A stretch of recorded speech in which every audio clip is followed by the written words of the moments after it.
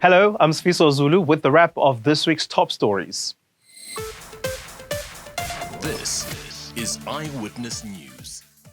It has been another long week for rescue and recovery efforts in the George building collapse. Some construction workers have died, some are injured, while there have been some miracles.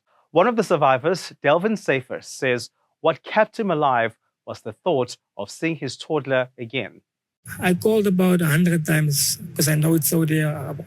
I called my girlfriend, I called my mother, I called everybody. I didn't get through. And I was just laying there, I think, for a few hours. I think till about 5 past or 6, somebody called me. And that's why I got some hope, because I could communicate with the people outside. I told her I could communicate, told her I'm alive, told her on which floor I was. It's really a difficult situation.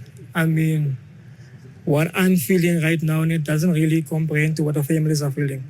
I just found out now that all of my colleagues, none of them made it. So that's a better feeling. Doesn't matter how I feel, that's the worst feeling, you know. Workers have now wrapped up the rescue and recovery operation, and the site has been handed over to the Labour Department to begin its own investigation. Of the deceased still to be formally identified as 4, alive and or hospitalised 29. The Garden Route District Jock George Municipality are finalising preparations for the Department of Labour and Employment to take over the building collapse site to continue their formal investigation. The family of a 5-year-old child who was killed outside his home in Soshanguve says they are deeply hurt. Ditebogo Jr. Palane was welcoming his father home from work when he was shot by alleged hijackers outside his home. The little boy's mother says her younger daughter has been robbed of a sibling just days after her birth. Juju Wanaka, losing you has been the hardest I've ever had to live with. I wasn't ready to say goodbye.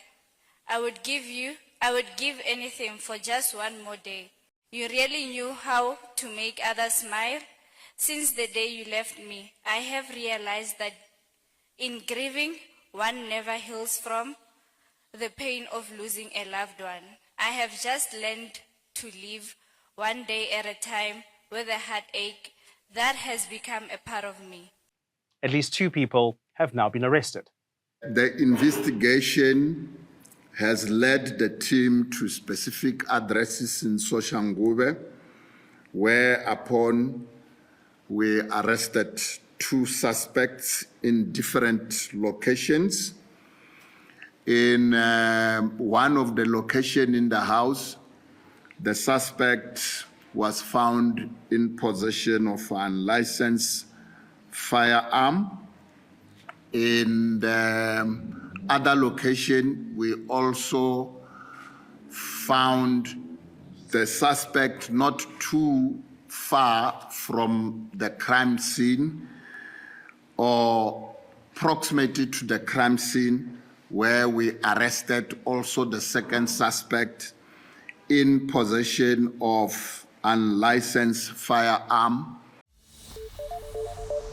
President Cyril Ramaphosa has officially signed the controversial National Health Insurance Bill into law. The piece of legislation, which has been on the president's desk since June last year, paves the way for universal access to quality healthcare for all South Africans.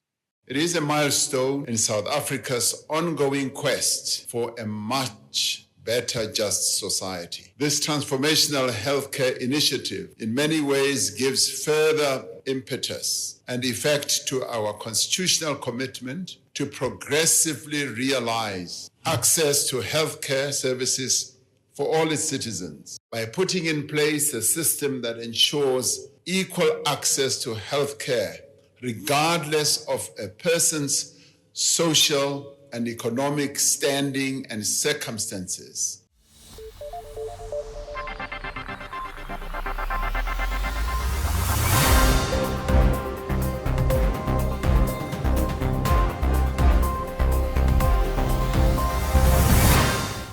With a little over 2 weeks to go before the elections, the ANC national chairperson has told EWN that even if development in some communities is because of the pressure from the looming polls, it's not like those gains can be reversed. Roads are being fixed, lights are being turned on in areas that have been in the dark for years, and the people are all of a sudden asking, Why all these improvements? Mantashe says this should be viewed with a different eye. You may be accused of doing it for elections, but you're not going to take them away after elections. That's the beauty of development.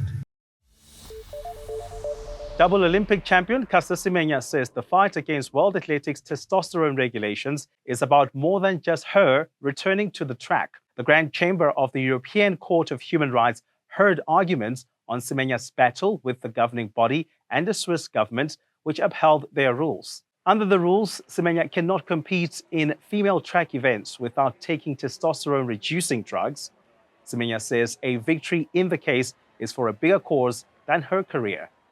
We hope that she's going to win this case because we feel that she went through a process that really ruined her career. If one looks at it, she was at her height, and then because of these announcements, it really put a span in her development. And we've always been supporting Kasta. And that's it from us this week. Thank you for watching. Eyewitness News, in touch, in tune, and independent. For the latest, log on to ewn.co.za or ewn.mobi.